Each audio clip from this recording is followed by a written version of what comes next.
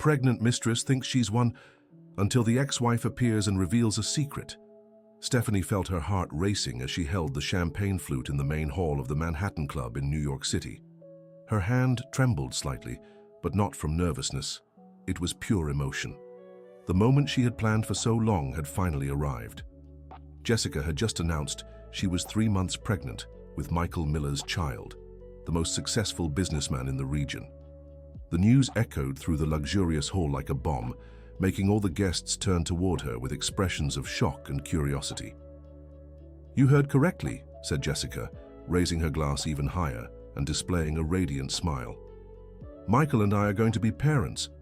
The silence that followed was almost deafening. Michael, in an impeccably tailored grey suit, stood frozen beside her, his glass trembling imperceptibly in his hands. He had not been consulted about this public announcement. "Jessica, perhaps this isn't the best time to—" he began, but she interrupted him with a theatrical kiss. "Of course it's the perfect time, my love," she exclaimed, pulling a pregnancy test from her purse and holding it up like a trophy. "Look at this." "Positive," murmurs began to spread through the elegant crowd. Ladies wearing expensive jewels whispered behind their glasses, while the men exchanged meaningful glances. Everyone knew the situation. Michael had divorced Stephanie just 8 months earlier, after 20 years of marriage. It was then that those present noticed a familiar figure at the entrance to the hall. Stephanie Miller, wearing an elegant red dress that contrasted with her blonde hair styled in a sophisticated updo, watched the scene with an unreadable expression. Her fingers held a golden envelope, and her blue eyes showed no surprise, only a disconcerting calm. "My, what a coincidence," said Jessica in a falsely sweet tone, noticing the presence of the ex-wife. "Stephanie is also here to witness our happiness." Stephanie did not respond immediately. Instead, she walked slowly through the hall, her red dress cutting through the crowd like dancing flames. Every step was calculated, every movement demonstrated a natural elegance that 20 years in New York high society had refined. "Michael," she said finally, her clear, firm voice echoing through the now silent hall, "what a lovely party. May I congratulate you personally?" Michael swallowed dryly. He knew that tone of voice. In 20 years of marriage, he had learned to recognize when Stephanie had something important to say.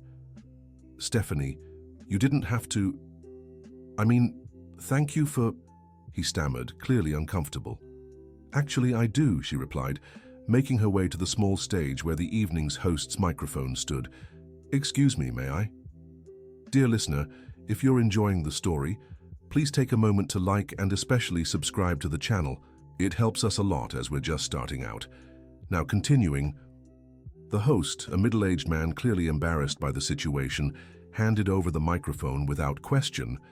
After all, the Millers were one of the most influential families present. "Good evening, everyone," said Stephanie, her amplified voice filling every corner of the hall. "I know many of you didn't expect to see me here tonight, especially after recent events in my personal life." Jessica laughed nervously, whispering to Michael, "What does she think she's going to achieve with this? Everyone already knows she lost to me." "But I came here tonight because I believe the truth should always be revealed, especially in such special moments as this," continued Stephanie, slowly opening the golden envelope. Michael felt a chill down his spine. That envelope. Why did it look familiar? "Jessica, dear," said Stephanie, addressing the young brunette directly. "Your pregnancy is truly a blessing. I'm sure you'll be a wonderful mother, but I have some information that might be enlightening for everyone here." Michael's blood ran cold. He knew exactly what was in that envelope. "You've all known my ex-husband for years, Michael Miller, Businessman of the Year 3 times running, respected philanthropist, active member of this community," Stephanie continued, pulling some papers from the envelope. "But there's something about Michael that few of you know." Jessica grabbed Michael's arm tightly. "What is she talking about?" she whispered, but loud enough for several people to hear. "Michael has been sterile for 7 years, announced Stephanie, holding up the papers. "These are recent medical reports, signed by Dr. Robert Anderson from Mount Sinai Hospital. Michael can't have children since he underwent cancer treatment in 2017. The silence that followed was absolute. Not even the clink of a glass could be heard. Jessica turned pale as a sheet, her hands visibly trembling. That's a lie, she cried, her sharp voice cutting through the silence. You could be lying. These papers could be fake. Michael lowered his head, unable to face the stares of the crowd. With an almost imperceptible nod, he confirmed the truth of the information. The tests are from 2 weeks ago, Stephanie continued, her voice maintaining the same calm. Michael had a new round of tests on doctor's recommendation. The result was the same as always: complete and irreversible sterility. Mrs. Elizabeth Miller, Michael's mother and respected family matriarch, rose from the main table. At 75, she still commanded respect wherever she went, her dark eyes fixed on Jessica with intensity. "Young lady," she said, her voice carrying the authority gained through decades of experience, "explain yourself. Now." Jessica looked around desperately, searching for an exit. The guests watched her with a mixture of morbid curiosity and silent judgment. Doctors can be wrong," she said, her voice faltering. "These things happen. Miracles happen." "Miracles?" repeated Stephanie, stepping down from the stage and walking slowly toward the couple. "Or are you referring to another kind of divine intervention?" Michael finally raised his head, his brown eyes meeting Jessica's for the first time since the announcement. "Jessica, look me in the eye and tell me, whose child is this?" The young woman tried to maintain her composure, but her hands were shaking so much she knocked over her champagne glass. The sound of crystal shattering on the marble floor echoed through the hall like an omen. "It's yours, Michael! I swear it's yours!" she exclaimed, tears beginning to stream down her carefully made-up face. "Impossible," declared a male voice from the entrance to the hall. Everyone turned to see a tall, athletic young man walking toward the group. It was Brandon Taylor, personal trainer to several members of the New York elite, including Jessica. "Brandon," murmured Jessica, the little color left in her face disappearing completely.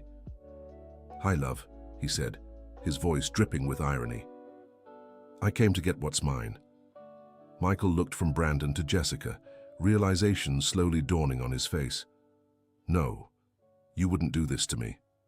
"Would and did," replied Brandon, pulling his phone from his pocket. "I have messages, photos, videos, everything that proves this child is mine. Jessica and I have been together for 4 months." The revelation hit the hall like a second bomb. Whispered conversations exploded into shocked exclamations. Several women brought their hands to their chests in a theatrical gesture of indignation. Jessica was now openly sobbing. "I can explain. It's not what you're thinking." "Then explain," said Michael, his voice low but filled with pain. "Explain how you managed to convince me you loved me while you were with another man. Explain how you thought you could deceive me this way." "I love you, Michael," she shouted. "I really do. What I did with Brandon, it was just sex. But my heart is yours." Mrs. Elizabeth approached the trio, her ivory cane rhythmically tapping the floor. "Young Jessica, you are 27 years old enough to understand the consequences of your actions. My son may have his flaws, but he doesn't deserve to be publicly humiliated in this way." "Mrs. Miller, I can explain everything," said Jessica, extending her hands toward the matriarch. "I was confused, scared. I found out about the pregnancy and panicked." "Panic?" repeated Brandon with disdain. "Jessica, you planned all of this. We talked about it several times. You said you wanted to secure your financial future." A new murmur of indignation swept through the hall. Michael took a step back as if he had been punched in the stomach. "You planned this?" he asked, his voice almost a whisper. "From the beginning?" Stephanie, who had remained silent during the exchange, stepped forward. "Michael, would you like to talk in private? I think everyone here has seen enough for one night." "No," shouted Jessica. "Don't let her influence you. Stephanie is doing this out of revenge. She doesn't really love you." That's when something unexpected happened. Stephanie laughed. It wasn't a cruel or vengeful laugh, but genuinely amused. "Jessica, dear," she said, wiping a tear that had formed in the corner of her eye from laughing so hard. "Do you really believe I would do all this for revenge? It's obvious, replied Jessica, regaining some composure. You can't accept that Michael chose me. He didn't choose you, said Stephanie calmly. You seduced him with lies and manipulation. There's a difference. Michael looked from one woman to the other, feeling completely lost. Stephanie, why are you doing this? Why did you come here tonight? Because despite everything that happened between us, I still care about you, she replied sincerely. And because you deserve to know the truth before making any important decisions in your life. Brandon put away his phone and approached Jessica. Jess, enough with the lies. Tell him about our plans, about how you were going to use his money for us to start our gym. Jessica buried her face in her hands, the smeared makeup mixed with tears, creating dark streaks on her cheeks. It's all over, she murmured. All over. For you, perhaps, said Mrs. Elizabeth dryly. But my son still has a life ahead of him, and now that the truth has come out, he can rebuild it properly. Michael felt his legs go weak. The humiliation, the betrayal, the manipulation, everything was being processed at once. He headed for the back exit of the hall, needing fresh air. Stephanie discreetly followed him, leaving behind the drama still unfolding in the main hall. Outside, on the terrace overlooking the club's gardens, Michael leaned against the marble railing. The New York night breeze brought momentary relief to his shame-flushed face. Michael, said Stephanie softly, maintaining a respectful distance. How did you know? He asked without turning around. About Brandon, about the plans. How did you find out all this? Amanda told me, she replied, referring to Michael's younger sister. She saw Jessica and Brandon together several times. And when Jessica announced the pregnancy, Amanda did the math and realized something didn't add up. Michael laughed bitterly. My own sister knew, and I didn't. You were in love, said Stephanie gently. Or at least thought you were. Love sometimes blinds us to obvious things. Like it blinded you for 20 years, he murmured. Stephanie fell silent for a moment. Michael, we need to talk. For real. About everything. He finally turned to face her. Under the soft glow of the terrace lights, Stephanie looked exactly like she did on their wedding day. The same natural elegance, the same quiet strength. You're right, he said. About everything. I was a terrible husband. Not always, she replied. We had good times, many good times. But the bad outweighed the good, didn't it? Stephanie took a deep breath. Michael, do you want to know why I really came here tonight? Wasn't it just to save me from Jessica? No, she shook her head. I came because I need to tell you something. Something I should have told you a long time ago. Michael felt a new tightness in his chest. What is it? I always knew, she said simply. Always knew what? About your sterility, about all your extramarital affairs, about everything. Michael froze. What do you mean you always knew? I was there, Michael, throughout your entire treatment. I was in the room when the doctor explained that chemotherapy could affect your fertility permanently, and I was there when the tests confirmed that it had. But you never said anything, he murmured, confused. All these years you never mentioned. Because you were dealing with much more important things at the time, she explained. Your recovery, your fear of a recurrence, rebuilding your business. I thought the issue of children could wait. Michael remembered that dark period of his life. The cancer diagnosis at 32 had shaken everything he believed in. Stephanie had been his rock throughout the treatment. And after? He asked. Why did we never bring it up later? Because you started pulling away from me, she replied sadly.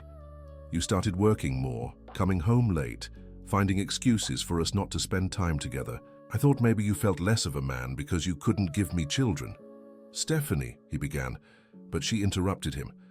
Let me finish, she said firmly. I knew about the affairs too. Deborah from the finance department, Megan from the advertising firm, that redhead from the gym. I knew about all of them. Michael felt the world spinning around him.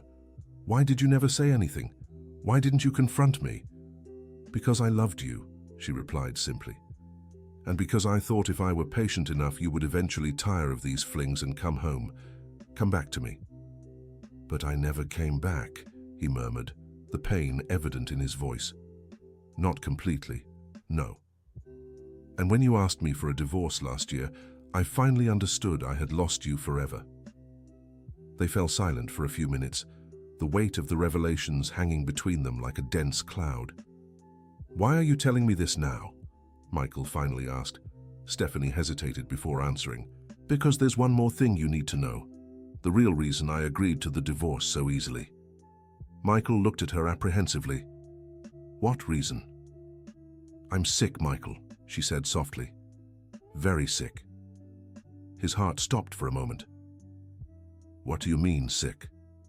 Breast cancer, she replied, her voice maintaining its usual calm. Stage 3. I found out 3 months before you asked for the divorce.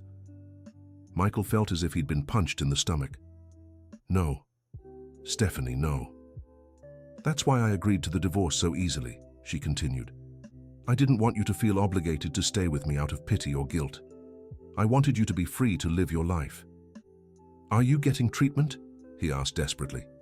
Yes, chemotherapy, radiation, the whole protocol. Dr. Richard Wilson is handling my case.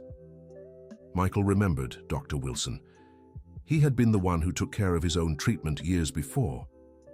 How is the response to the treatment? He asked, trying to keep his voice steady. Better than we expected, she replied with a tired smile. The latest scans showed a significant reduction in the tumor. There are real chances of a cure. Why didn't you tell me sooner? He asked, tears beginning to form in his eyes. Because you were starting a new life, she answered, with Jessica. I thought it would be cruel to burden you with my problems. Michael could no longer contain himself. He began to cry profusely, 20 years of repressed emotions finally finding an outlet. Stephanie, I'm so sorry, he sobbed.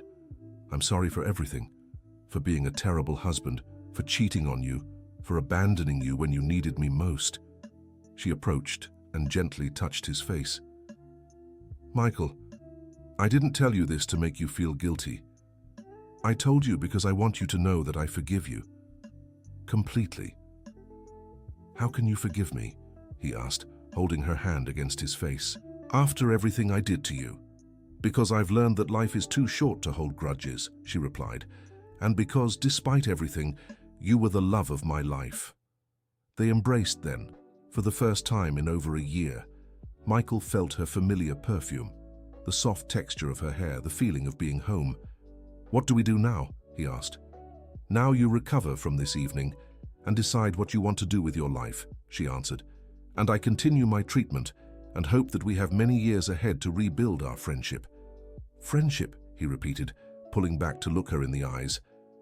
Michael, a lot has happened. We hurt each other in ways we may not be able to completely overcome, she said realistically. But we can try to be friends, people who care about each other. Dear listener, if you're enjoying the story, please take a moment to like and especially subscribe to the channel. It really helps us who are just starting out. Now continuing. Inside the club, the drama continued to unfold.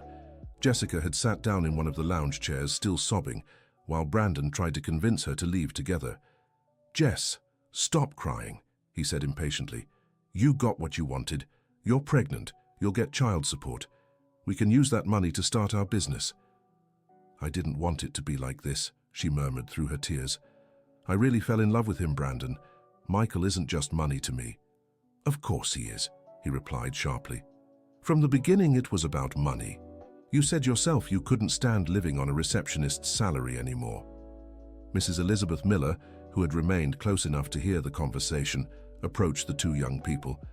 Young Brandon, she said with authority, leave this club immediately and take your companion with you.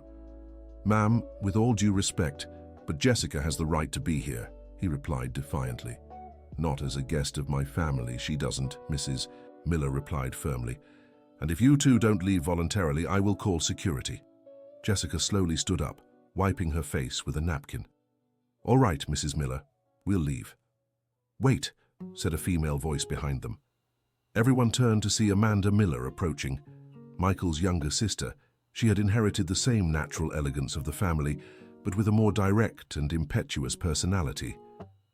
"Jessica, before you leave, I have a few things to say to you," said Amanda, her blue eyes shining with determination.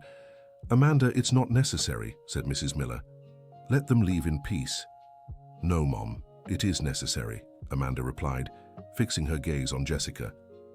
"Because there are things this young lady needs to know before thinking she can simply disappear and pretend nothing happened." Jessica stared at her defiantly. "What do you want, Amanda?" "I want you to understand the consequences of what you did tonight," replied Amanda. "Not just for Michael, but for our entire family." "I didn't do anything illegal," said Jessica defensively. "No, but you did something morally reprehensible," retorted Amanda. "And in a city like New York, where everyone knows each other, that has consequences." Brandon stepped forward, protecting Jessica. "What are you talking about?" "I'm talking about reputation," explained Amanda. "Do you think you can publicly humiliate a respected member of this community and simply move on as if nothing happened?" "Amanda," intervened Mrs. Elizabeth with a warning tone, "watch your words." "Mom, they need to know," insisted Amanda. "Jessica, you worked as a receptionist at Dr. William Parker's clinic, right?" "Worked?" repeated Jessica, confusion in her voice. "Yes, worked, because Dr. William called me this afternoon to let me know you had been fired. It seems one of the patients saw you on Instagram stories with Michael and commented about the awkward situation with the entire waiting room." Jessica paled even more. "He can't fire me because of my personal life." "Actually, he can," said Amanda, "especially when your personal life affects the clinic's reputation. And Brandon, you'll also find that personal trainers who get involved in public scandals tend to lose clients quickly." "Are you threatening us?" asked Brandon aggressively. "I'm not threatening anyone," replied Amanda calmly. "I'm just explaining how real life works in closed social circles like ours." Jessica sat down again, the reality of the situation finally sinking in. "What will happen to us now?" "That depends on you," said Mrs. Elizabeth, her voice softening slightly. "If you take responsibility for your actions, offer sincere apologies, and make an effort to repair the damage caused, you might still have a chance to rebuild your lives in this city." "And if we don't?" asked Brandon. "Then you'll find that New York can be a very small city for people who have burned important bridges," replied Amanda. At that moment, Michael and Stephanie returned to the hall. Michael had washed his face and tried to compose himself, though his eyes were still red. Stephanie maintained her usual elegant posture, but now there was a lightness in her shoulders, as if a huge weight had been removed. "Michael," said Jessica, quickly standing up, "we need to talk, in private." "I think we've talked enough for one night," he replied wearily. "Please," she insisted. 5 minutes. That's all I ask." Michael looked at Stephanie, who nodded almost imperceptibly. 5 minutes, he agreed. They moved away to a more secluded corner of the hall, while Stephanie spoke with Mrs. Elizabeth and Amanda. "Michael, I know I ruined everything," began Jessica, her words tumbling out. "But you need to understand that I really fell in love with you. What started as a plan turned into real feelings." "Jessica, that doesn't matter anymore," he said wearily. "The damage is already done. But we can fix it," she insisted. "I can break up with Brandon for good. We can do a paternity test when the baby is born. If it's not yours, I'll take full responsibility and never bother you again." "And if it is?" asked Michael. "Then you decide whether you want me out of your life or if you want to try to build a family anyway," she replied hopefully. Michael looked at her with a mixture of sadness and compassion. "Jessica, you're 27 years old. You're young, beautiful, intelligent. You can rebuild your life and find someone who truly loves you. Someone you don't need to deceive." "But I want you," she exclaimed. "No, you don't," he replied gently. "You want the security I represent. There's a difference between loving a person and loving what that person can provide for you." Jessica began to cry again. "So that's it? It's all over?" "It is," he confirmed. "But that doesn't mean you can't have a happy life. It just means that life won't be with me." Across the hall, Stephanie watched the conversation from a distance. Amanda approached her. "How can you be so calm about all this?" asked her sister-in-law. "If it were me, I'd be furious." "I'm past the anger phase," replied Stephanie. "Now I just want everyone to move forward in a healthy way." "Even Jessica?" asked Amanda with surprise. "Especially Jessica," confirmed Stephanie.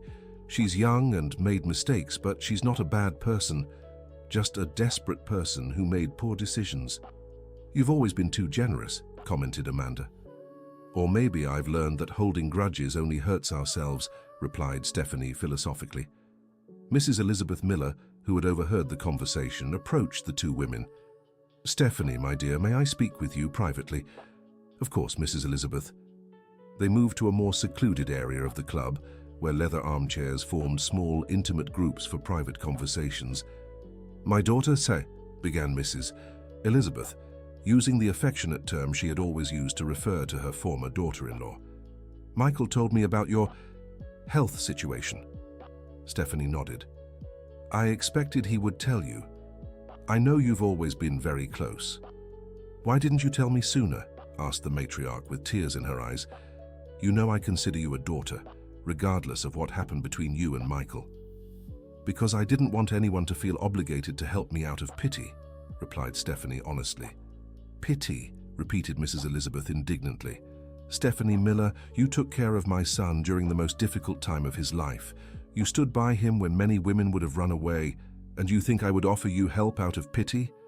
"Mrs. Elizabeth, don't interrupt me," said the lady firmly. "You are part of this family, with divorce or without divorce, and this family takes care of its own." Stephanie felt tears forming in her eyes. "Thank you. That means so much to me. How is the treatment going?" asked Mrs. Elizabeth with concern. "Well, better than we expected. Dr. Richard says there's a good chance of a complete cure," replied Stephanie.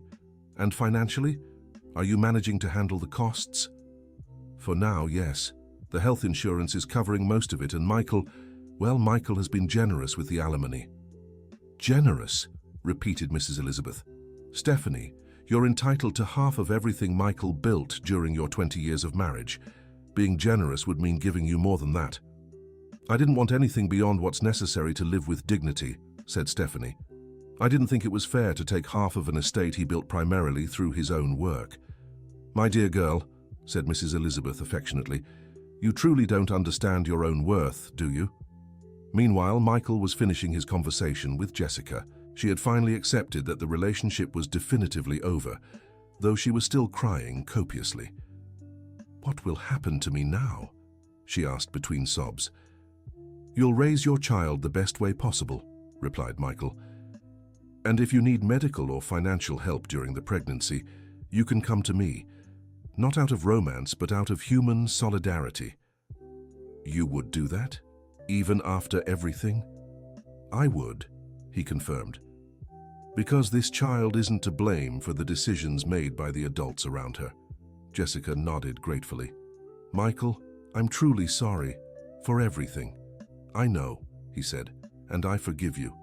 Now go home and start planning your new life." Brandon, who had remained at a respectful distance during the conversation, approached when he saw she was finished. "Come on, Jess," he said, offering his arm. "Let's get out of here." As the couple headed for the exit, Michael walked back to where his family was waiting. Amanda hugged him affectionately. "How are you feeling?" she asked. "Tired," he admitted, "but relieved, like a weight has been lifted off my shoulders." "And now?" asked Amanda. Michael looked at Stephanie, who was talking with her mother. "Now I try to figure out how to be a better person than I've been up to now." The rest of the evening passed in a calmer atmosphere. The other guests gradually resumed their conversations, though it was obvious the night's drama would be a topic of discussion for weeks. Michael approached Stephanie when she finished talking with Mrs. Elizabeth. "Can I give you a ride home?" he offered. "I came in my own car," she replied. "But thank you." "Stephanie," he said hesitantly, "what we talked about outside, about being friends, did you really mean that?" "I did," she confirmed. "But it will take time, Michael. A lot needs to be processed and healed before we can have a healthy friendship." "I understand," he said. "And I'll wait as long as necessary." "Don't wait for me," she said gently. "Live your lives. If the friendship happens naturally, great. If it doesn't, that's okay too." "All right," he agreed, though it was obvious he would have preferred a more definite answer. Dear listener, if you're enjoying the story, please take a moment to like and especially subscribe to the channel. It really helps those of us who are just starting out. Now continuing. 1 week after the party at the club, Michael was in his office trying to focus on work. But the events of that night kept echoing in his mind. His assistant, Rachel, knocked on the door. "Mr. Michael, there's a visitor for you." "Who is it?" he asked without looking up from his papers. "Mrs. Stephanie." Michael felt his heart speed up. "Send her in." Stephanie entered the office wearing an elegant navy blue suit. She looked thinner than at the party, and Michael wondered if that was due to the treatment. "Hi," she said simply. "Hi," he replied, standing up. "How are you?" "Fine, I had a chemo session yesterday, so I'm a bit tired today, but fine." "Would you like to sit? Can I get you some coffee, water?" "Water would be good," she accepted, settling into the chair in front of his desk. Michael asked Rachel for water and sat down again. "To what do I owe the visit?" "I want to make a proposal to you," she said directly. "What kind of proposal?" "A partnership." Michael looked at her, confused. "Stephanie, you know you don't need to work.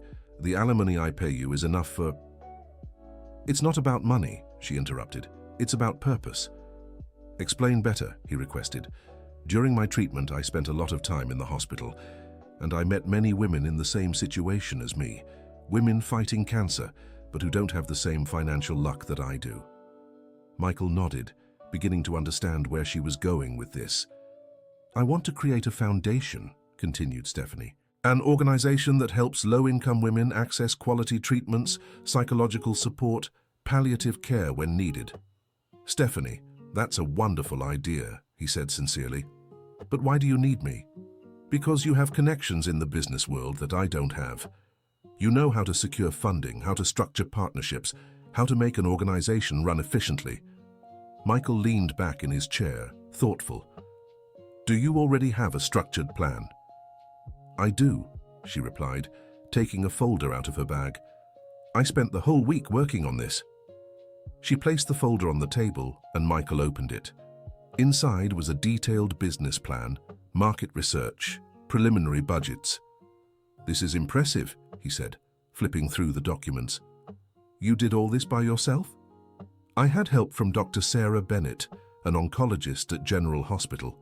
She has experience with non-profit organizations," explained Stephanie. Michael continued reading, increasingly impressed with the quality and depth of the work. "What exactly would my role be?" he asked. "Co-founder and executive director," she replied. "I would be the president, focusing on the medical and psychological aspects, and you would handle the administrative and financial parts." "And how would this affect our personal situation?" he asked carefully.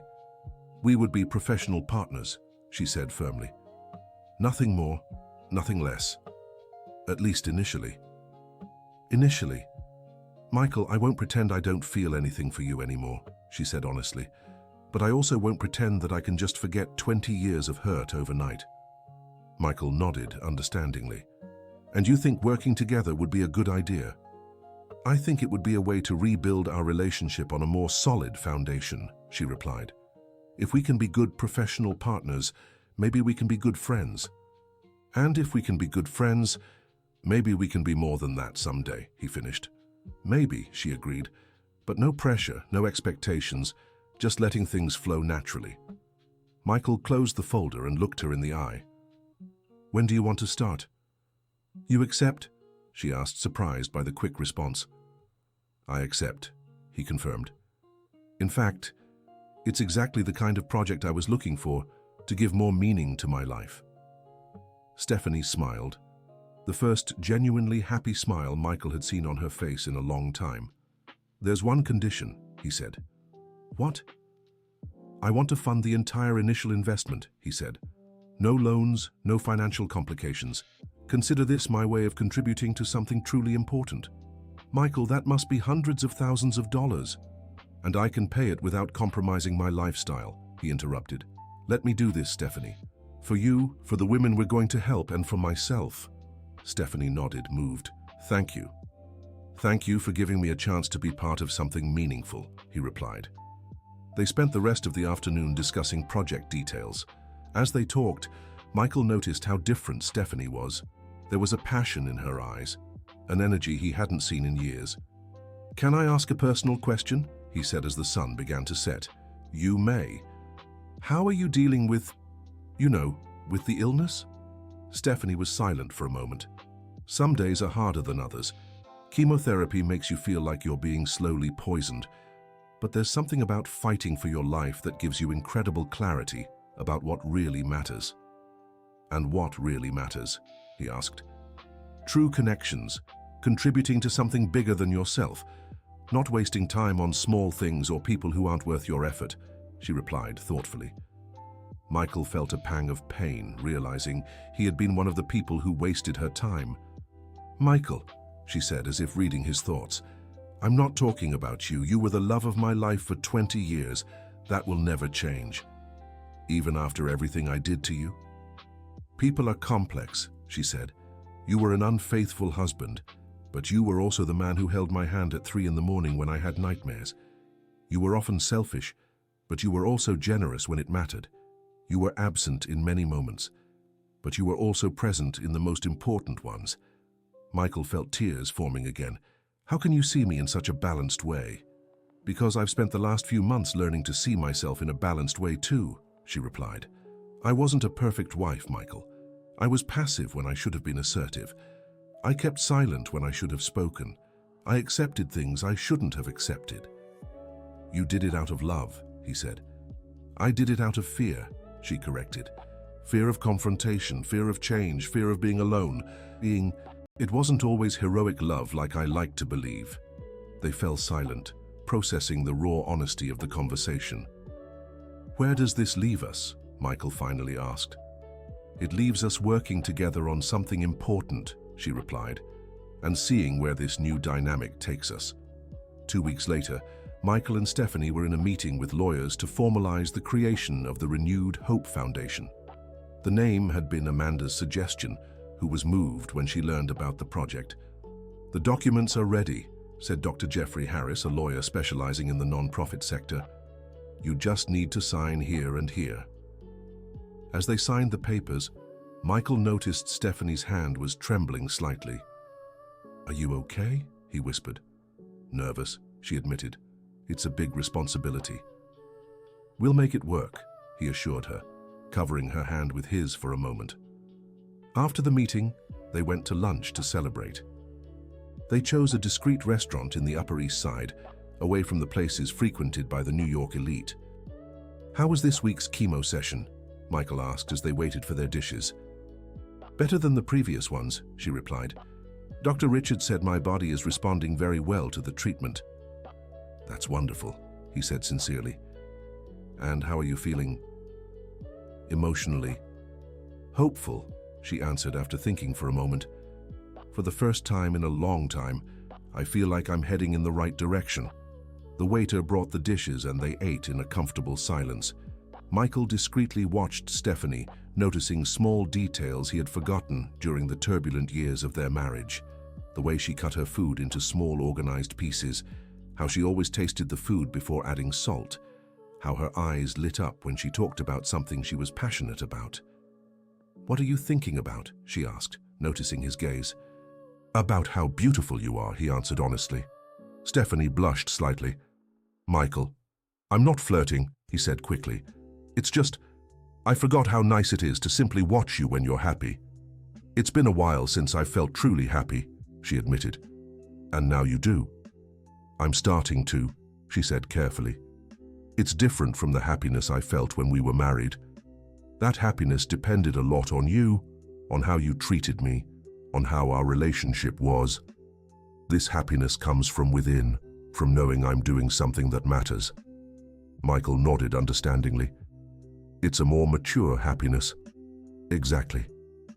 They finished lunch talking about practical details of the foundation, where the headquarters would be, how they would select the first patients, what the initial team structure would be. I need to tell you something, Michael said when they ordered coffee. "What is it?" "Jessica reached out to me last week." Stephanie raised an eyebrow. "Oh, and what did she want?" "She took a paternity test," he said. "The baby is Brandon's after all." "How did she react?" "I was actually relieved," said Michael. "I think deep down she knew that trying to build a family based on lies wouldn't work out." "And how did you feel?" "Relieved too," he admitted. "I know I offered to help if needed, but it would have been complicated to have a child in my life under those circumstances." "Are they doing okay?" "Apparently, yes. Brandon got some new clients at a gym in Scottsdale. Jessica is working part-time at a veterinary clinic. It's not the life she dreamed of, but it's honest." Stephanie nodded approvingly. "Sometimes people need to lose everything to discover what truly matters. Like I lost you," said Michael softly. "Michael," she said calmly, "we need to set some ground rules if we're going to work together." "What kind of rules?" "No nostalgic or romantic comments during work hours," she said firmly. "If you want to talk about our past or our feelings, you can ask me to dinner or something. But during work hours, we're just professional partners." Michael smiled. "Are you asking me to dinner?" "No," she replied, but also smiling. "I'm saying if you want to ask me, you can, outside of work hours." "Understood," he said. "And if I asked you to dinner tonight, would you accept?" "It depends," she said playfully. "Where would you take me?" "To that little Italian place in Williamsburg you always liked," he replied immediately. "Bella Vita?" she asked, surprised he remembered. "You always ordered the mushroom risotto and complained they used too much garlic," he said, smiling. "And you always ordered the simplest tomato sauce pasta on the menu and said Italian food was overrated," she added, laughing. "Some things never change," he admitted. "Other things change completely," she said, growing more serious. "So?" he asked.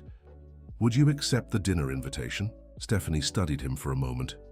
"Yes, I would, but as friends trying to rebuild a connection, not as ex-spouses trying to rekindle a flame." "Understood," he agreed. "Friends trying to rebuild a connection." That evening, Michael dressed carefully for dinner.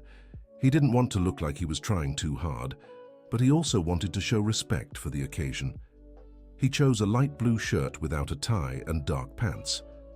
When he arrived at the restaurant, Stephanie was already waiting. She wore a simple dark green dress and had left her hair down. Michael noticed she was wearing the perfume she always used, the same one that had surrounded him on the night they met 25 years earlier. "You look beautiful," he said, kissing her cheeks in the traditional greeting. "Thank you," she replied, allowing him to pull out the chair for her to sit. The maitre d' led them to a table in the corner of the restaurant, somewhat removed from the main activity. It was the kind of table that provided privacy for intimate conversations. "Do you remember the first time we came here?" asked Michael, after they ordered their dishes. "I remember," she replied with a nostalgic smile. "It was our third date. You were nervous because you wanted to impress me, but you didn't want to spend too much money because you were still a student. And you pretended to love Italian food, even though you hated olives," he added, laughing. "Hey," she protested, "I really did like the food, I just avoided the olives." "Do you still avoid olives?" he asked curiously. "Actually, no," she replied thoughtfully. "I think my taste has changed over the years. Or maybe I've learned to appreciate things that used to bother me." Michael sensed there was a deeper message in that observation, but decided not to explore it just then. "Tell me about your treatment," he said. "If you feel comfortable talking about this, I do," she assured. "Actually, it's good to talk about it with someone who went through something similar. Is it very different from what you imagined?" "Completely," she admitted. "I thought it would just be a matter of taking medication and waiting to get better. I didn't imagine the psychological and emotional impact." "In what sense?" "You question everything," she explained. "Your choices, your values, your priorities. It's as if the illness forces you to do a complete audit of your life." Michael nodded understandingly. "It was the same for me. I remember spending hours awake in the middle of the night, wondering if I had wasted my life up to that point." "And what conclusion did you reach?" she asked. "That I had wasted some opportunities, but that there was still time to do better," he answered honestly. "And do you think you did better?" she asked, her voice soft but direct. Michael hesitated before answering. "In some aspects, yes, in business, in my relationship with my family, but in the most important part of my life, in my relationship with you, I did much worse." "Why do you think that happened?" "Fear," he admitted after a long pause. "Fear of not being man enough for you after the treatment. Fear that you would stay with me out of pity. Fear that our sex life would never be the same." Stephanie listened silently, without judgment. "So I pulled away," he continued. "And the more I pulled away, the more I sought validation elsewhere. With other women." "Michael," she said gently, "you know I never cared about the physical issues, right? For me, intimacy was always much more about emotional connection." "I know that now," he replied. "But at the time, I was so lost in my own fears that I couldn't see clearly." The waiter brought the dishes, and they paused the conversation to eat. The mushroom risotto was exactly as Stephanie remembered, and she commented on it with pleasure. "And now," she asked after a while, "how are you dealing with those fears?" "Therapy," he answered simply. "I started sessions with a psychologist 2 weeks after our separation." "Really?" she asked, clearly surprised. "You were always so resistant to the idea of therapy." "I was desperate," he admitted, "and I found that talking about these fears and insecurities with someone neutral helped me process them a lot." "That's wonderful," she said sincerely. "Are you still doing it?" "Yes, once a week." "And you?" "Me too. It's part of my treatment protocol. Dr. Jennifer specializes in cancer patients." They finished dinner talking about lighter topics. Stephanie talked about a book she was reading. Michael talked about a trip Amanda was planning to Europe. When they left the restaurant, Michael offered her a ride, but she had come in her own car. "It was a pleasant evening," she said, standing by the car. "For me too," he agreed. "Can we do this again sometime?" "We can," she confirmed. "But let's take it slow, Michael. One step at a time." "Understood," he said. "One step at a time." Stephanie approached and gave him a hug. It was a long, tight hug, full of history and future possibilities. "Good night," she said, getting into the car. "Good night," he replied, watching her drive away. In the months that followed, Michael and Stephanie developed an efficient work routine at the foundation. They met 3 times a week at the office they rented in Tribeca, discussed cases, approved new patients, and planned fundraising events. The foundation grew quickly. In 6 months, they had already helped 42 women with cancer treatments and had a waiting list of over 100 cases. Michael admired Stephanie's dedication. Even on days when she was clearly tired from the treatment, she maintained focus and energy for work. "How's your latest CT scan?" he asked on a Thursday afternoon, after noticing she had cancelled 2 meetings the previous week. "Good," she replied, but in a way that didn't seem completely convincing. "Stephanie," he said, stopping his review of the financial reports, "look at me, how are you really doing?" She sighed and leaned back in her chair. "Dr. Richard wants to run a few more tests." Michael's heart froze. "What kind of tests?" "Some tumor markers rose a bit in the latest analyses," she explained. "It's probably nothing serious, but he wants to investigate further." "When are the tests?" "Next week." Michael stood up and went to her. "Do you want me to go with you?" "Michael, it's not necessary." "I didn't ask if it was necessary," he gently interrupted. "I asked if you want me to go." Stephanie looked at him for a moment before answering. "I do." "Then I'll go," he said simply. On the morning of the tests, Michael arrived at Stephanie's apartment at 7 o'clock.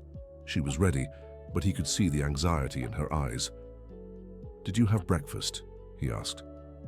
"I can't eat anything before the tests," she reminded him. "Right. Let's go then." During the drive to the hospital, they talked about trivial matters, both avoiding mentioning the elephant in the room. But when they arrived at the parking lot, Stephanie stopped walking. "Michael," she said, her voice trembling slightly, "I'm scared." He turned to face her completely. "I know. I am too." If the tests show the cancer is back, then we'll face it together, he said firmly, just like we faced my diagnosis years ago. But this time it's different, she said. We're not married anymore. You don't have an obligation to... Stephanie, he interrupted, taking her hands. Stop thinking about obligations. I'm here because I want to be, because I care about you.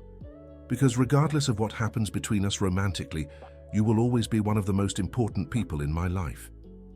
She nodded, tears forming in her eyes. Thank you. No need to thank me, he said. Shall we go in? The tests lasted 3 hours. Michael waited in the waiting room, reading and rereading the same pages of a magazine without really processing the content. When Stephanie finally appeared, she looked exhausted. How was it? He asked. Tiring, she replied. When will we get the results? Dr. Richard said in 2 days. Do you want to get some lunch? He offered. Actually, I just want to go home and sleep, she said. Can I stay with you? He asked impulsively. I don't want you to be alone today. Stephanie hesitated. Michael, we established rules about keeping things professional. Screw the rules, he said. Today you're my ex-wife, who went through scary tests and shouldn't be alone. The professional rules can wait until tomorrow. She smiled for the first time that day. Okay, you can stay. They went to Stephanie's apartment, a modern and elegant place in Greenwich Village that she had rented after the divorce. Michael had never been there before, and he was impressed with how she had created a space that was completely her own. Do you want anything? She offered. Coffee would be good, he said, but you should rest. I can make it. The kitchen is all yours, she said, pointing to the integrated gourmet area. While Michael made coffee, Stephanie settled on the living room sofa. She was clearly exhausted, but also too tense to sleep. Here, he said, bringing 2 cups. Just how you like it, a little sugar, lots of milk. You remember, she observed, surprised. I remember many things about you, he said, sitting in the armchair across from the sofa. They drank their coffee in silence for a few minutes. Michael, she finally said, can I ask a strange question? Go ahead. Do you regret marrying me? The question caught him completely off guard. Why do you ask that? Because sometimes I wonder if you would have been happier if you had chosen a different life, she explained.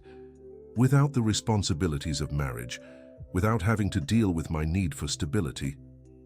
Stephanie, he said, putting his cup aside and leaning forward. The 20 years I spent married to you were the best of my life. Even with all the problems, even with all my mistakes, even knowing we could never have children. Especially knowing that, he said emphatically, because it means you chose to stay with me, not out of obligation or tradition, but out of genuine love.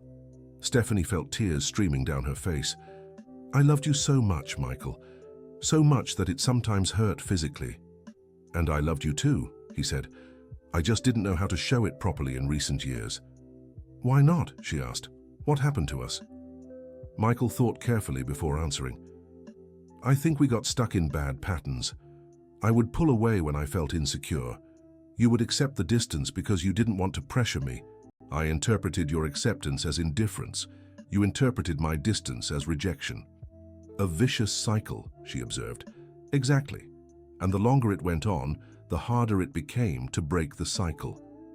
Do you think we could have fixed it if I had spoken about my frustrations instead of keeping everything inside? Maybe, he admitted. But we can't redo the past, Stephanie. We can only learn from it. She nodded, wiping her face with her hands. I'm sorry for this melancholy conversation. It's just that these tests make me think about mortality and regrets.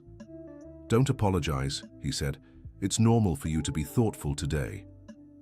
Stephanie lay down on the sofa, pulling a blanket over her legs. Do you mind if I rest for a while? You can stay. I just want to close my eyes for a few minutes. Of course, he said. I'll be right here.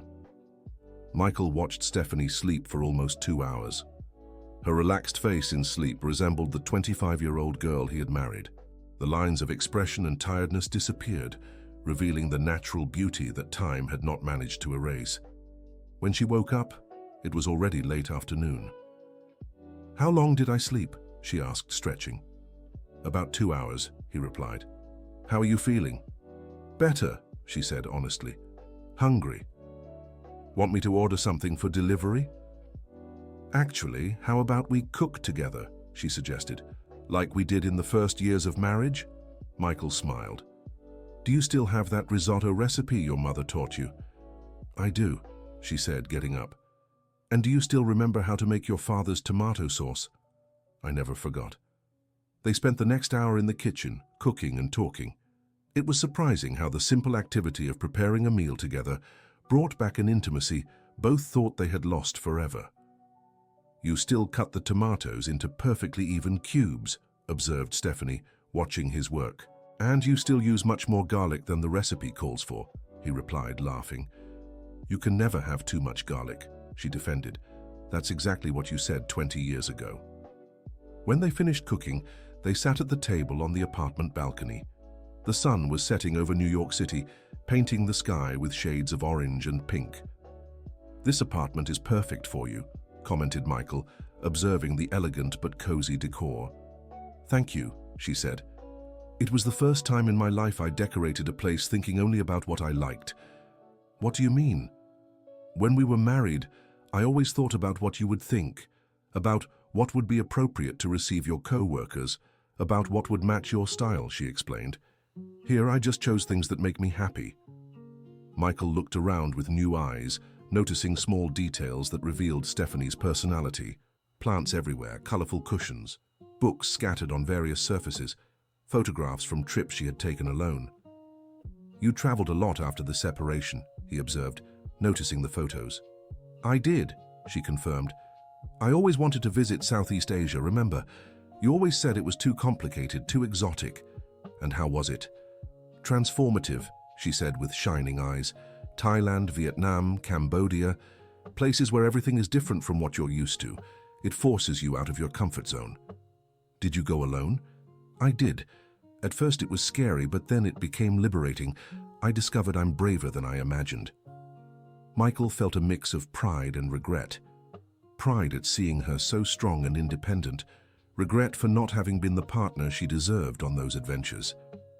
Stephanie, he said impulsively, when you're healed, when all this cancer business is behind us, would you like to travel with me? Somewhere neither of us has ever been. She looked at him surprised. Michael, I'm not proposing a second honeymoon, he clarified quickly. Just, I'd like to get to know this brave version of you. And maybe you could get to know the better version of me that I'm trying to build. Stephanie considered the proposal for a moment. Where would you like to go? New Zealand, he answered without hesitation. I've always wanted to take an adventure trip there, but never had the courage. Adventure? She repeated with amusement. The Michael Miller I know considers it an adventure to dine at a restaurant without a reservation. That's the point, he said, smiling. I want to be different, better. And what do you consider an adventure trip? Trekking in the mountains, rafting, bungee jumping, he said enthusiastically. Stephanie laughed loudly. Bungee jumping? Seriously? Why not? Because you're afraid of heights, she reminded him. You can't even climb a ladder to change a light bulb without getting nervous. Maybe it's time to overcome that fear, he said. And maybe you're crazy, she replied, but still laughing. So, he insisted, would you be up for a trip like that? If I'm healed, and you're really willing to jump off a bridge with a rope tied to your ankle, she said thoughtfully. Yes, I would. Really? Really, she confirmed. But with one condition. What? If I'm going to teach you to be adventurous, you're going to teach me something too. What do you want to learn? To play the piano, she said. I've always wanted to learn, and you play beautifully. Michael was surprised. In 20 years of marriage, Stephanie had never mentioned an interest in learning piano. You want to learn piano? I do, and I want you to teach me, from scratch, with patience, no pressure. It would be my pleasure, he said sincerely. When do you want to start? After we get the test results, she said. No matter what they say, I want to start doing things I've always put off. They finished dinner talking about other dreams and plans they had set aside over the years. It was comforting to discover they still had so much to learn about each other. When Michael finally left around 10 at night, Both felt more connected than they had in years. "Thank you for staying today," said Stephanie at the apartment door. "Thank you for letting me stay," he replied. "Michael," she said, as he was already in the hallway, "no matter what happens, no matter what the tests show, I want you to know that today was one of the best days I've had in a long time." "For me too," he said. "Good night, Stephanie." "Good night." 2 days later, they were in Dr. Richard's office waiting for the results. Stephanie held Michael's hand firmly, their fingers intertwined. "The news is excellent," the doctor announced as soon as he entered the room. "The markers are back to normal, and the scan shows an even greater reduction in the tumor. I'd say we're moving toward complete remission." Stephanie let out a sigh of relief so deep it seemed to empty her lungs completely. Michael squeezed her hand and smiled. "Does this mean the treatment is working better than we expected?" she asked. "Exactly. I want to continue the current protocol for 3 more months, and then we'll do a new evaluation. But I'm optimistic about a very positive outcome." When they left the office, Stephanie was beaming. "I don't think I've ever felt so happy in my entire life," she said. "Want to celebrate?" Michael suggested. "You know what?" she said impulsively. "I want to start piano lessons today." "Today?" he asked, surprised. "Today," she confirmed. "I don't want to postpone anything anymore. I don't want to wait for perfect moments or ideal situations. I want to live now." Michael smiled, recognizing in her the adventurous spirit she had discovered during her travels. "Then let's go to my house," he said. "I have a piano that's been somewhat neglected for years." Michael's house was in a gated community in Scarsdale. It was a large modern home, but Stephanie noticed it seemed a bit empty and impersonal. "Did you redecorate after the separation?" she asked. "Actually, I kind of removed most of the things," he admitted. "I couldn't decide what I wanted to put in their place." The piano was a Yamaha baby grand that sat in the main room. Michael had bought it when they were still married, but he rarely played it in the later years of their marriage.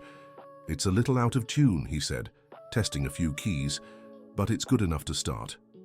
"Where do we begin?" Stephanie asked excitedly. "With posture," he said, adjusting the bench. "Just here." He positioned himself behind her to adjust the placement of her hands on the keyboard. The physical closeness was intimate without being sexual, professional without being cold. "First, we'll learn the basic finger position," he explained, placing his hands over hers to guide her. For the next hour, Michael taught Stephanie the basic fundamentals. She was a dedicated and surprisingly natural student. "You have a good ear for music," he observed when she managed to play a simple scale without mistakes. "Is it too late for me to learn to play well?" she asked. "It's never too late to learn anything," he replied, "especially when you have real motivation." "What's your favorite piece?" she asked.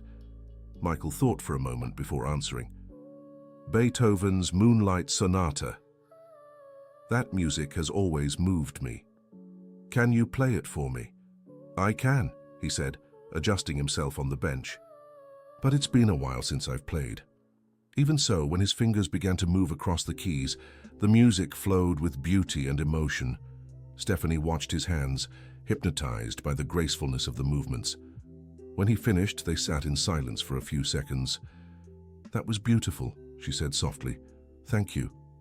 "Michael, can I ask you a personal question?" "Of course." "Why did you stop playing during our marriage? In the early years, you played almost every night." Michael sighed. "I think I stopped doing many things that brought me joy. I became so focused on work, so obsessed with financial success, that I forgot about the things that really mattered." "Like what?" "Like music, like long conversations, like traveling for pleasure instead of business, like cooking together with you." "How to make you laugh," he said sadly. "You always manage to make me laugh," she said, "even in the last few years." "But I stopped trying," he admitted. "I started taking it for granted that you would always be there, so I stopped making an effort to win you over every day." Stephanie nodded understandingly, and I started accepting crumbs of attention as if they were full banquets. "We both made mistakes," he said, "but we also learned from them," she observed. "At least I hope we have." Michael turned on the bar stool to face her completely. "Stephanie, can I ask you a direct question?" "Go ahead." Do you think there's a real chance for the two of us to rebuild a romantic relationship, or are we just being nostalgic? Stephanie thought carefully before answering. I think the people we are today have a much better chance of working together than the people we were when we separated. Is that a yes? It's a let's see, she said honestly. Michael, I don't want to go back to the marriage we had. That was broken and didn't work anymore. I don't want to go back to that either, he assured. But maybe we can build something new, she continued. Something based on who we've become, not who we were.